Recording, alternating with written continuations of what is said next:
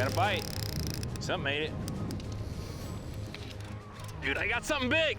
We went up there to Flamingo, to places that we've been before, and those are some nasty channels, man. There are some nasty creatures that live up in there. This is a true mystery, dude. I really do not know what this is. I like a mystery fish. What could this be, dude? That day we start chumming in one of these channels, and when you're chumming up there, you could actually catch just about anything. Whoa, there he goes. Come on, where's the other one? Look at him jumping. That's crazy, man. Oh, yeah. Come on. Oh, he ate it. Nice, baby. Yeah, that's what I'm talking about. I thought you said you had to... Got him, relax. Oh, dude, he just ripped my boat off. Oh, awesome. Look at that big boy. Woo.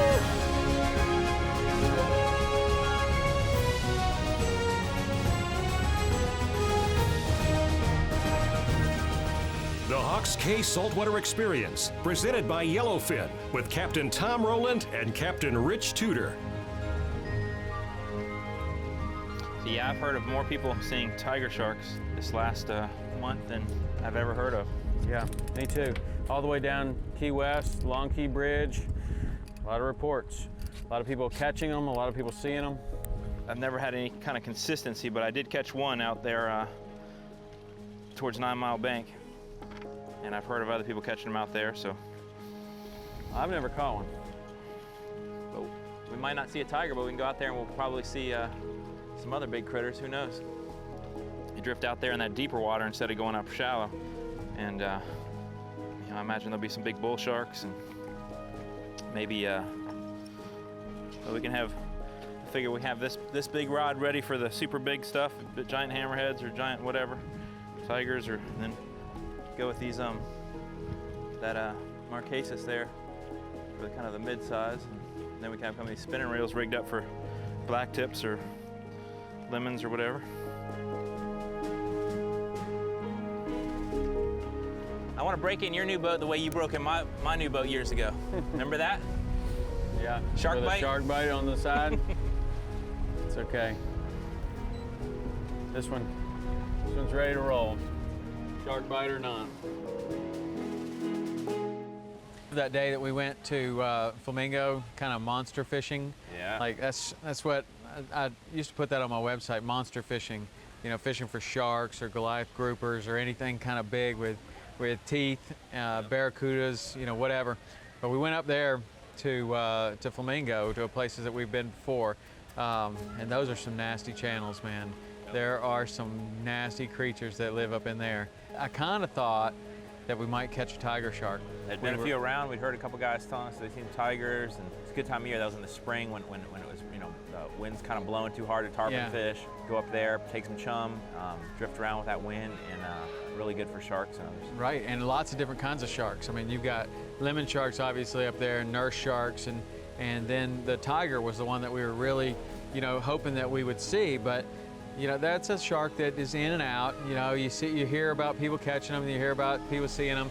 We've caught, you know, a handful, but you know, that day we start chumming in one of these channels, and when you're chumming up there, you could actually catch just about anything. Good thing there was a dolphin tournament. You know what I mean? Yeah, we got plenty got of good. all the chum we can use. You want Gonna start off with a couple, and not put them all on there, because yes, speak. Dude, I think if they're here, and if they're not, they're not. All right, I'm gonna let it start drifting, I guess. drift away. Like with this wind, that's a big advantage, just to drift and cover some ground. You know, we really wanted to be set for everything. We never knew what we were going to get into. There could be giant sharks, there could be medium sharks, there could be, you know, smaller ones. So we had the 25 and the 30 Santiagos rigged up with 150-pound braid, 400-pound wind-on leaders, you know, big tiger, hammerhead, you know, the biggest stuff that swims we could handle on that. Then we had the next size down, our Marquesas reels, our 50 Marquesas, a little lighter weight reel, more of a stand-up setup. Then we had our spinning reels. The lighter stuff had those with 50-pound braid, 80-pound leader, about 8 feet of that, and then we went with number 7 wire. We had it basically small, medium, and large for anything that swam. I got a bite. Something made it. Dude, I got something big. Dude. Big? That's what we've been waiting for. It's big, it's running. Is that the tiger shark? I don't know what it is, but it's big. first thing that happens is we throw a bait out there and, man, something bites it. Neither one of us knows what it is. It could have been a tiger shark, it could have been, you know, something. It was something big because the heavy tackle that we had was bent double. It's a really heavy fish. Took a big run at first, now it's just kind of laying there. Took a run though? Yeah, first run was pretty big. Let's hope it's something with teeth. Wasn't sure, it wasn't running real fast. It wasn't, you know, it was just that true mystery. The water's too dirty to see what it was. Fighting it around the boat, you know, back, forth, everywhere. Right. Like with heavy enough tackle, it could have been anything too. Whatever it is, it's really, really big. There's only so many things it could be, right? Blacktip, bull, lemon, tiger, nurse shark. What else could it be? I don't know, man. We're thinking tiger, but it could be, I don't know. I like a mystery fish. What could this be, dude? Whoa, there he goes. Now, come on, where's the other one? Look at him jumping, that's crazy, man.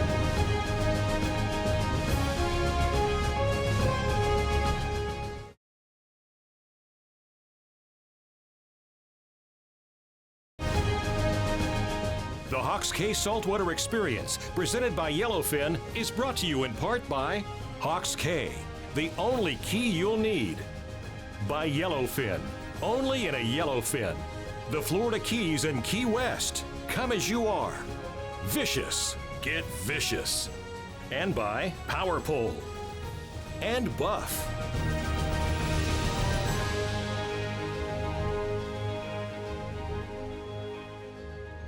I remember I got that bite and set the hook and, you know, knew it was something big, fighting it around the boat, you know, back, forth, everywhere. Right. You know. All right, cool. Thank you. Thank you, thank you, thank you. And fighting it around the boat, back and forth, all over the place. You know, just really just wondering what could this be. What's your bet? I'm gonna say Goliath. I got a little color, but I can't really tell. It's not fighting like a nurse shark. Although it just looked like a nurse shark It is right a there. nurse shark. I don't know, it's weird. Just needs to get up a little closer. Reel down. Now you got him. Monster fishing. This is a big fish. That's a Goliath. You think? Yep. Yes, sir. Giant Goliath, Dude. how about that? That is a whopper fish. Talk about not know a mystery, huh? That was awesome. Look at that thing. God, that is awesome. Good job, man. Good job. That thing is, Wow, that is a whopper, man. that's crazy. That is a whopper. Wow, you never know what you're gonna catch. That was a surprise to me because, you know, almost every time I've ever caught a Goliath grouper, it's around structure, you know, a wreck or mangroves or someplace for them to hide. You know, even that one time when we went down Lower Keys, we were fishing a channel, but we knew that there was a big cave down there. There was a big ledge. Right. This was an area that was, you know, to my knowledge, it was an open channel. So we were pulling sharks off the flats and stuff. Nah. Look at that. That is a great fish, man. That's pretty cool, huh? Woo! Wow. Look at that mouth. There he goes. My feeling has always been about the Goliaths that it's one thing to throw under the mangroves or whatever and have an active bait down there. It's another thing if they can smell it. And I think that the Goliath has, you know, every bit as good a nose as a shark. I think they come right in. I think we could have brought that Goliath in from, you know, 100 yards because there was a lot of tide flow. Wow. I think this one's a full-on lemon shark right here. You got a big fish, huh? Nah, he'll settle down in just a second. Not lose him. Been waiting for that one. When the tide was slow and we were fishing on the bottom there, we had to upsize our tackle because we didn't know where we were going to hook into. It could have been a giant tiger, it could have been just something huge. And luckily we had that little heavier setup for the Goliath. But then once those sharks started to come in on the top, we could then, you know, say, hey, you know, let's catch them on a little smaller setup. We could put that down and start fishing them. We knew even a 100-pound lemon or a 200-pound lemon, we could handle those on those spinning reels. The tide's moving. That wind is fresh. That's another code word that you hear on the forecast, Yeah. that's not necessarily a good thing. Fresh breezes. Yeah, that's right. Sounds pleasant, doesn't it? That's right. Got a big old lemon. This guy will be ready momentarily. All right. Need to get my tools. Don't lose my tool when he turns around to bite you. You have a tendency to drop it like a hot rock. I value my fingers more than Drop the shark, maintain the tool. Maybe you come down, you know, and you're here to tarpon fish or you're here to bonefish. Sometimes the weather just doesn't allow for it. But you know what? Instead of just sitting in the hotel room, there's lots of great things that you could go do. You know, it's like people say, what's your favorite fish to fish for? And you always say, best available, you know, whatever that may be. Sometimes I'm a little bit more picky. I have something that I really want to do, but you typically like to go for whatever's biting. And, you know, I really would rather go out there and shark fish and catch fish than, you know, sit and see nothing. This is my favorite part. Watching me? Yeah. Yeah. Let's see if I can get him to bite your new boat. It's a nice fish. Good job, dude.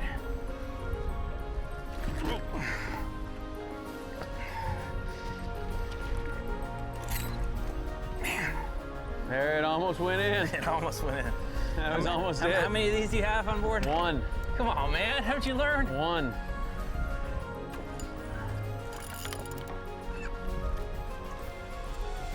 Now you got him. Or he's got you. The old death Woo! spin. I didn't lose the tool. I didn't lose my hands. You broke the hook. Well, whatever. Often the weakest link of the whole setup. Good job.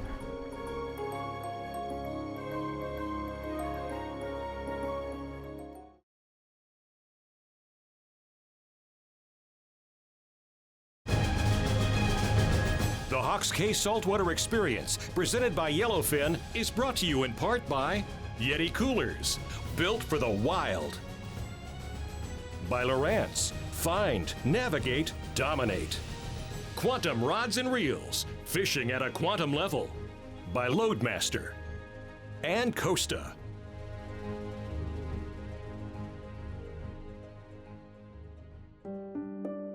You know, sharks are unusual as fishes because they actually give birth to live young and the females get pregnant. Some of them produce eggs, but most of them are live bearers.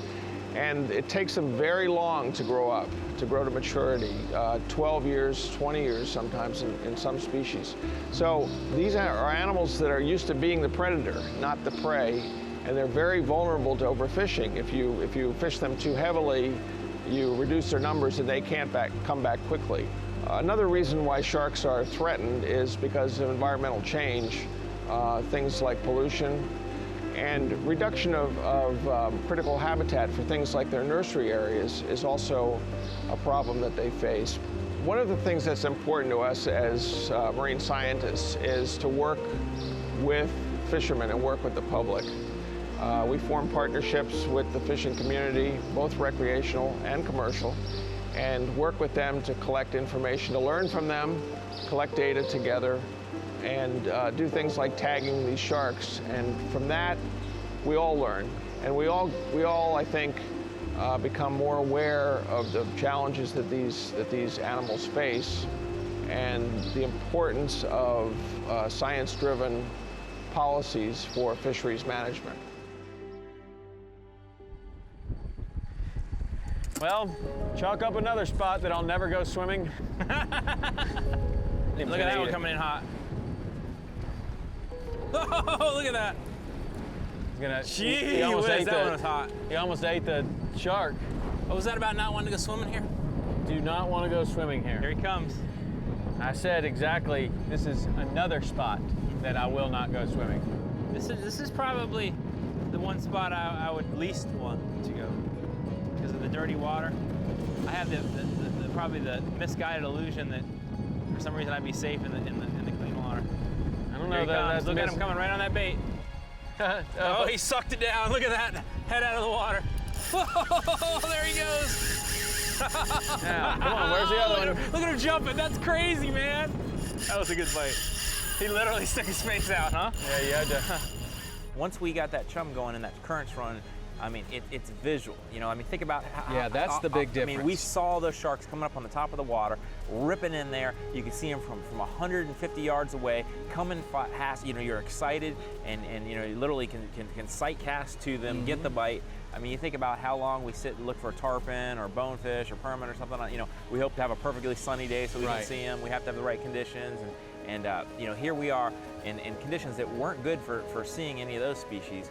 But man, we had those sharks coming in to us, sight fishing them, exciting, top water action. Yeah, a lot of fun. Once it started, man, you know, it rang the dinner bell. That's what happened. It's amazing It's how like dinner bell at a summer camp. how you can cover so much ground and everything and not see one shark. Yeah. I mean, conditions weren't right yet. And now they are everywhere. Yeah, they are. And once they start coming, man, it's just nonstop action. And that's what's cool about our kind of shark fishing down here, because the way that we chum by keeping a short leash on that chum line, it keeps the chum right on the surface. Yep. And so the style has kind of evolved to be, you know, get the most out of the fish, make them come to the surface. I want to see fun to what see it them is. coming. Right. It's exciting. And that is a really fun way to fish, whether it's in ultra clear water or even up there in the muddy water. We still are able to get the visual component to this type of fishing.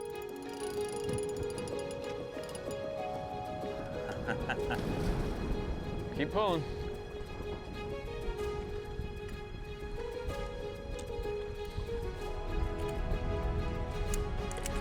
Nice. Well done. You didn't even break the hook.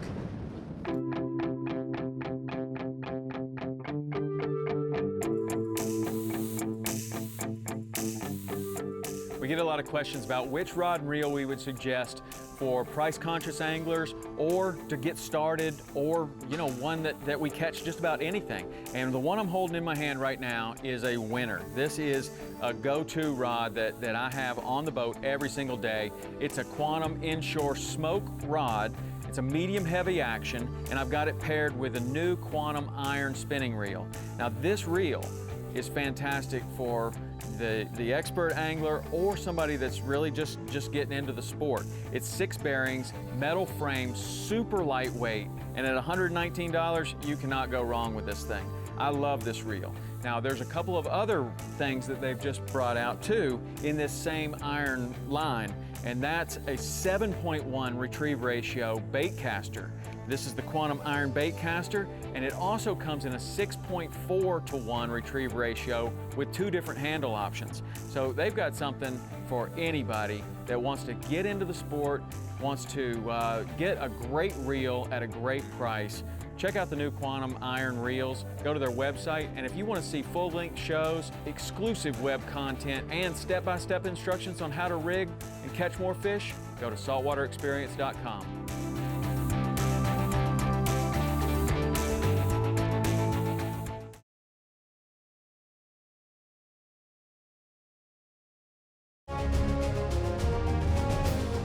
The Hawks Cay Saltwater Experience, presented by Yellowfin, is brought to you in part by True Flies, life off the chart. By Mercury Marine, #1 on the water. Bass Pro Shops, your adventure starts here. And by Motor Guide. And Fraybill. For full-length shows, step-by-step instruction, and stuff you've never seen on TV, go to saltwaterexperience.com.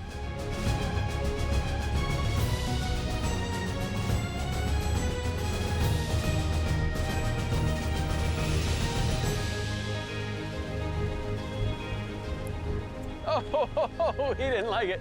Look at these 4. There's 4 or 5 of them coming in now. And we could catch all of these on lures. Whew. Look at this. I want to see his eyeballs get excited. Whew. Once the first few lemon sharks started to come in, it seemed like they almost frenzied off each other. You know, more and more coming, bigger ones, different sizes, and they you know, kept going to where at one time, you know, seeing 3 or 4 coming at once. Yeah, Just action brings action, you know. And that's why as soon as we hook up, first thing I want to do is hook up again, right? Because you want another fish biting, and you want this one fighting over here and this one, because they're coming back and forth, and it's sending out a message to that whole channel that there's some feeding going on up here, and sooner or later, everything's coming up. Big lemon.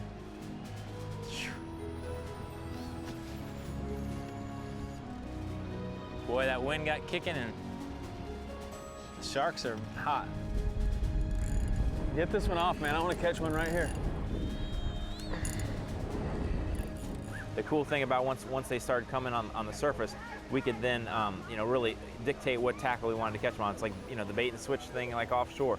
You know, you got a rod ready for you know, of different calibers. You know, this size fish comes in, and you know, and for me, the fight is a lot more fun on the lighter spinning rod. Right. I enjoy that. The big conventional tackle, I mean, it's cool. Of course, yeah. But I like that light spinning No, stuff. the light's the deal. And all in all, super day. You know, one of the things that I really like to do, go pull on some big stuff, and you're doing it in a small boat, which adds a whole different element to it.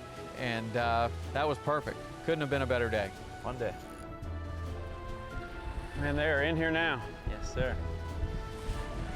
That's what I like right here. You look up, you see 4 or 5 of them. That's awesome. All right, let's see if I can get him here. Nice. That was awesome. Watch him come up and hit that bait on top. Hey, that is a mean dude.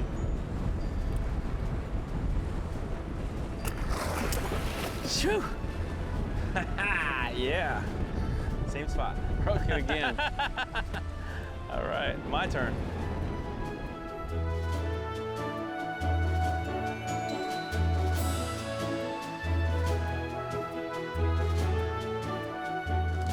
Oh, look at this guy.